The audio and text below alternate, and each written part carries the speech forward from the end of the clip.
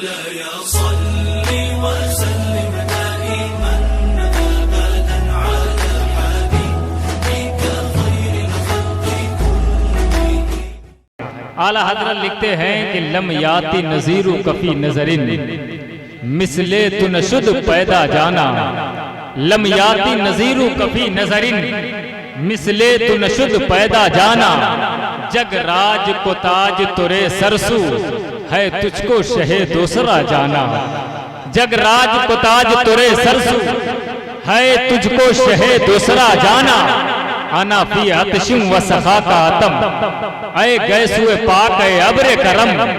बरसन हारे रिमझिम रिमझिम दो बूंद इधर भी गिरा जाना। बरसन हारे रिमझिम रिमझिम दो बूंद इधर भी गिरा जाना।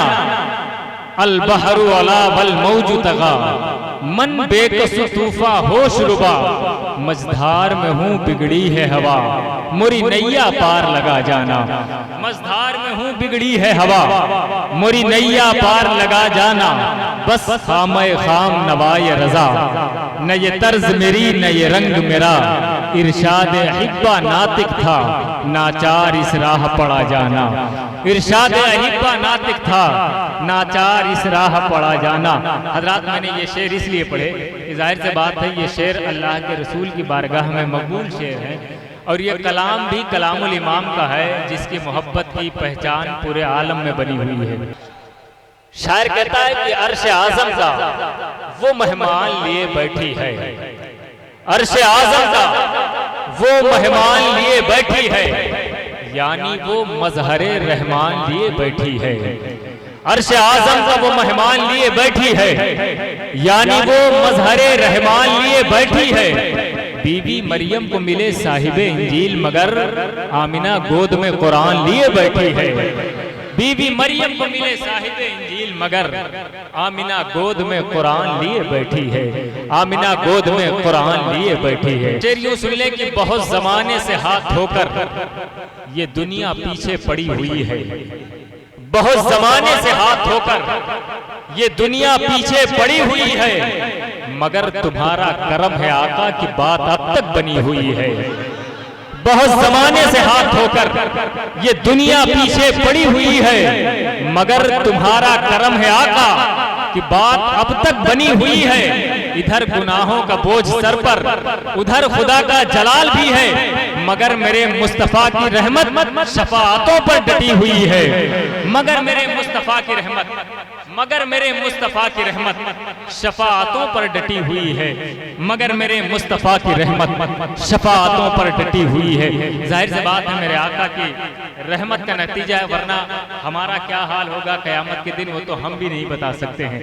हमें जो हमारा सारा ठेकरा है ना वो नबी की जात पर है।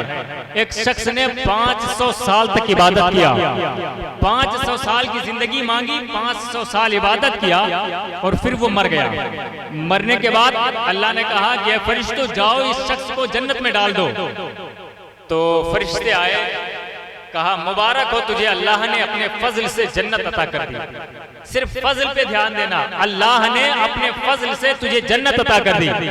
तो उसके दिल का तकब्बुर बोल पड़ा उसके दिल का गुरूर बोल पड़ा कि 500 साल मैंने खुदा की इबादत की रब आज जन्नत दे रहा है तो क्या कह रहा है कि मैं अपने फजल से जन्नत दे रहा हूं। जब अल्लाह ने ये बात जब उससे कही तो उसने आकर के कहा कि मौला मैंने 500 साल इबादत किया है क्या मेरी इबादत का कोई सिला नहीं मिलेगा? मेरी इबादत का कोई बदला नहीं मिलेगा? तूने आज जन्नत भी दिया कहा अपने फजल से दे रहा हूं। तो अल्लाह ने कहा ठीक है मैं तुझे जन्नत अब अपने फजल से नहीं देता हूं तूने जो इबादत की उसकी बुनियाद पे दूंगा लेकिन ठहर जा। अल्लाह ने कहा 500 साल की जिंदगी किसने दिया? उसने कहा रब तूने दिया। कहा हिसाब दे मुझे। कहा 500 साल में जितनी सांसें लिया है किसने दिया? कहा रब तूने दिया। रब कहता हिसाब दे तू मुझे।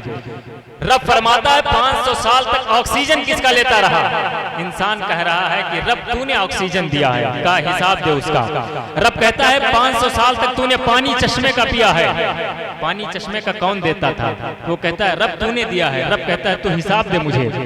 जब बात यहाँ तक आई जब रब हिसाब मांगने लगा तो वो आदमी कह रहा मौला मैं अपने किए हुए की बुनियाद पर जन्नत में नहीं तेरे फजल की बुनियाद पर जन्नत जाना चाहता हूँ। तेरे फजल की बुनियाद पर जन्नत जाना चाहता हूँ। तो दुनिया का कोई आदमी ये सोचे कि बहुत इबादतें करके जन्नत हासिल कर लें तो वो ख्याल खाम है, गलतफहमी में मुब्तला है। उसे रब के महबूब के फजलो करम पे अपने आप को टिक जाना चाहिए। समझ रहे हैं आप? तो इसलिए मैं गुजारिश करूंगा कि हो सकता है ये जलसा आपकी जिंदगी का आखिरी जलसा हो, अल्लाह करे जिंदगी दराज हो, लेकिन हो सकता है जिंदगी का आखिरी जलसा हो।